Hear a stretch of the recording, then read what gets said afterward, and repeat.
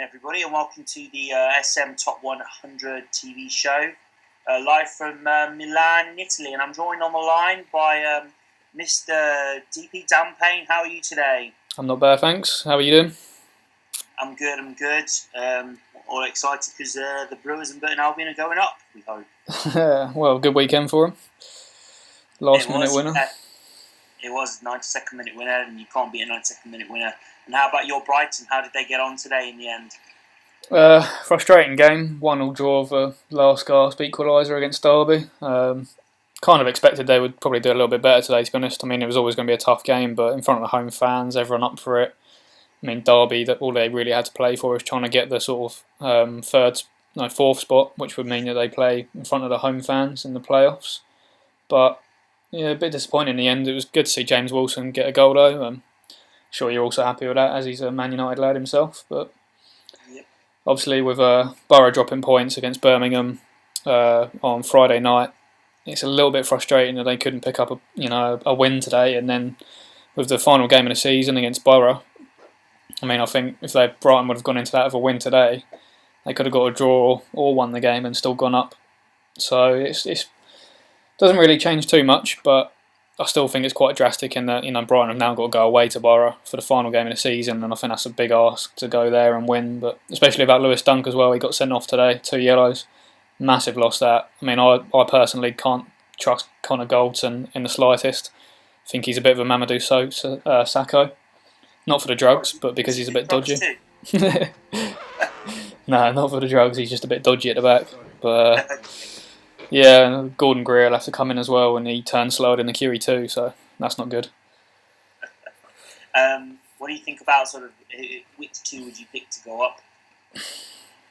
Like the fan in me obviously would like to say Brighton, but if I'm realistic now, I think Middlesbrough will go and get probably a draw next weekend, and that'll see them go up. And obviously Burnley are in play right now against QPR, 0-0 half time. If they get the win, I'm fairly sure that means that they're up today, or they're promoted anyway, sort of thing. So I would say Middlesbrough and Burnley. Do you reckon the same, or a bit of a different opinion? I'd like to see Brighton go up because I think Chris Hughton for me is a top manager. Yeah. He's consistently achieved great things in that division, and he's never really been given an opportunity or a chance in the Premier League. Otto Karanka, I like Otto Karanka, and I think he's done a good job. Or he's doing a good job at Borough. Yeah. But I don't know, he just strikes me as a person. I prefer Sean Dyche and Chris Hughton, so I'd like to see Burnley and Brighton go up. Yeah, those are the two I'd like to see as well. I think what they've got. Sorry, you go. As for the playoffs, a little bit torn to be fair, because I think on form at the moment. And I think if Borough, because I personally think Borough will finish third, that's just my personal opinion. Yeah. I think on form, Derby are by far the most informed of those four sides. And I just think that Derby, I think Derby have got a very good chance of probably going up, but I don't want them to, because if Burton go up to the Championship, we want to be playing. We want to be playing Derby, Nottingham Forest, and all those big clubs which 10 years ago, we were in the Northern Premier League. Well, more than 10 years ago, but still, it's quite a rapid rise. Yeah, it's a good story, that one. It's sort of similar to, well, in a way, I guess, similar to Bournemouth last year, going up to the Premier League. It's, slightly obviously smaller with Burton being in League One, but still a big story for them to go and be potentially going up to the Premier League. Championship. Do you think they will? Oh, I think we'll be in the Premier League in a year's time. My daughter, she did want to know if we'll be playing Liverpool next season. I said, well, maybe if they get relegated. Well, yeah, you never know. So, Dan, have you noticed the poll that Frank's put on the blog? Yeah, about the limit and punishments, I guess, on going over the 50-man squad limit. Quite a resounding result, 18-6, so... Obviously, I think for those that have voted anyway, I mean, that's only obviously a quarter of the managers that we've got in the game world, which is a bit disappointing, but at least we've got a majority all the same. Yes, I also voted, to be honest, for no time. I think as soon as you've gone over that limit, I think that should be it. And I guess that kind of leads into the sort of issue we had in the week with, I guess, I don't know, a heated debate, should we call it, where an incident had been brought up where a manager could have gone over 50 players and maybe it was done in the wrong manner. And I think that sort of should lead into us, I guess, briefly discussing how we should sort of try and deal with those sort of matters a little bit better and try and take it off of the news feed so we can, avoid that confrontation. Yeah, I'd heard one suggestion from a reliable manager who said that they think that any issues that you've got should just be personal message to, a select group of managers. Send the same message to 3 managers, and then those 3 managers can deal with it. Because if you post it on the newsfeed, it causes problems. And then, some managers are more volatile than others. Some like to throw their toys out of the pram, and some just moan worse than my kids. Yeah, I certainly think a lot of it's just that competitive sort of edge. Whether it's like you everyone falls out of managers, or whether or not they actually tell them or not. At some point, you always have a sort of a bit of an issue with a manager if it's down to a transfer or a result, whatever the matter. I think we all sort of have those moments, but yeah, I wasn't very happy with Gordon's team selection last night against Leverkusen. He must have dropped in something there to impact on Gino's team selection. Yeah, very favourable result for you. Well, a very unfavourable result for you, that one. Yeah, Milan are down now. It's fine. We've accepted it. Well, yeah. I mean, I'm not going to argue, but I definitely still think there's a chance. I mean, it's not over yet, but it's definitely made it harder. Cool. Anything else that's caught your eye on the blog? So, because there were quite a lot of different contributions over the last 4 days. Quality articles of late. Really liked Mark Stewart's coverage on, was it Division 2? That was actually really interesting just to see that sort of insight and good predictions on a lot of the teams and the finishes that they could be having at the end of their seasons. Quite agreed with it as well, to be honest. I think he had Roma, PSG, Wolfsburg to sort of miss out on that top sort of 3 automatic spots and maybe make it into the playoffs, and I think it was Moscow as well. So I fully agree with that. I think you've got the 3 front runners all season long in that division. I think you've had Dortmund, Schalke and Napoli, who are on a bit of a charge for that title, and I think he's covered it very well. Any of the articles stand out for you? Those ones, absolutely. I'm just looking at the newsfeed actually, and one particular signing, Tom Parfit, I think he's been wetting himself with excitement today with his signing of Jonathan Kazija. He was stunned that he found him at external, and he bought him for like 1.8 million.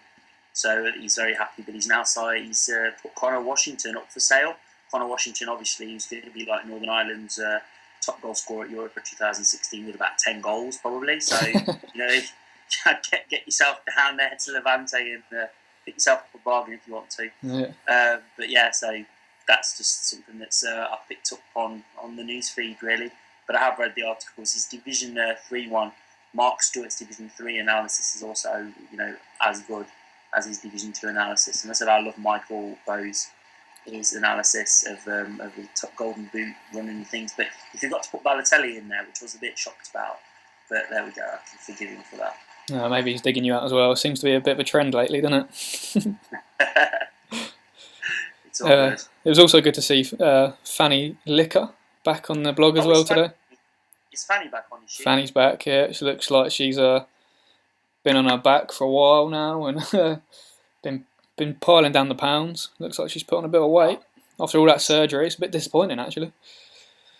She interviewed me, I do remember. She actually asked me the questions weeks ago, but I never got round to answering them. So obviously in the interim, she's put on a little bit of weight. Well, whatever floats your boat.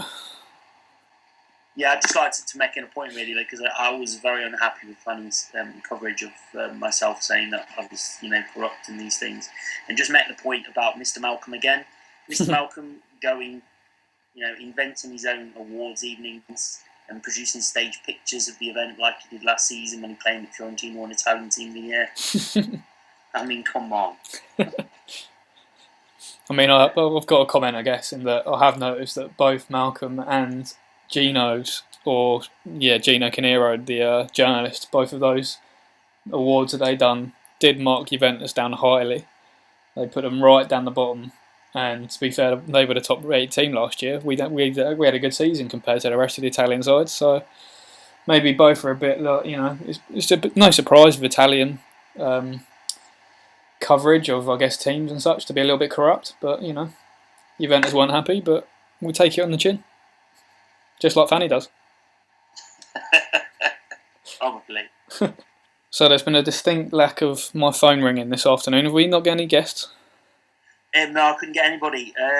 Frank had done a piece that he sent over to me, but unfortunately I couldn't decipher anything that was being said. We couldn't afford, because there's no budget for subtitles. So until we can get Jamie Carragher to come and translate for us for free, then I'm afraid Frank's going to have to remain sort of anonymous. Well, yeah, it makes sense, doesn't it, I guess? What about Frank, though, in Division 4? Has he not hit like a really bad patch of form? Yeah, he has. Well, we might as well bring it up, seeing that, whatever he says back to us, we can't understand anyway. So, Genoa have just had their third loss in a row, and they're outside the top 3 for maybe the first time this season. All the teams at the top seem to be throwing it away, and it's one of those stories again where none of them actually want to win it. You've got Malia still at the top, but they've had 2 losses and a draw the last 3 games, and I think International have just drawn for the 4th game in a row, so it's really tight up there. I think the top 7-8 teams are all separated by 4 points, so a lot of interesting sort of possibilities to come in the last few games. I think that's got to be up there with like the relegation battle in Division 1. But as for Division 4, you've got Sharif's Moscow side. I mean, he's had a fantastic season all round, making the cup final, and I think they've got the best recent form of 6 games in that division as well. They're sort of up there in 6th, point or 2 away from those automatic places. So what a season that'd be for him if he managed to get up into Division 3 next season. And Atalanta as well. I think they've been a massive surprise. I mean, not the best form recently, but Sean's done really well in there, and maybe he can push on as well. It'd be really good to see the likes of Atalanta and Moscow sort of push up to automatic places and get a position in Division 3 next season. You've also got Michael, the Kangaroo Hudson, sort of bouncing up as well, up towards the top end of the table. There's quite a few Aussies as well, actually, in that division. You've got Mike Hudson, you've got Sharif Razak at Dynamo, both pushing on towards the top. I'm not sure of the location of some of the other managers there. But you've got 2 Aussies in the top 8, and considering the Aussies don't know very much about football and soccer, that's quite credible. What about the bottom? Have you been following the bottom at all? Yeah, briefly. I mean, I've sort of taken note of the fact that your family's not doing well together, are they? I mean, Ryan's also down there in 19th in Division 4, so maybe it's Ryan's struggling slightly an awful lot. I think a lot of credit we should mention as well Espanyol and Chievo Verona. Obviously, the work of Doug Earl, who's producing miracles down there. He's pulled off an awful lot of points to get up the table, and also you've got Paddy as well.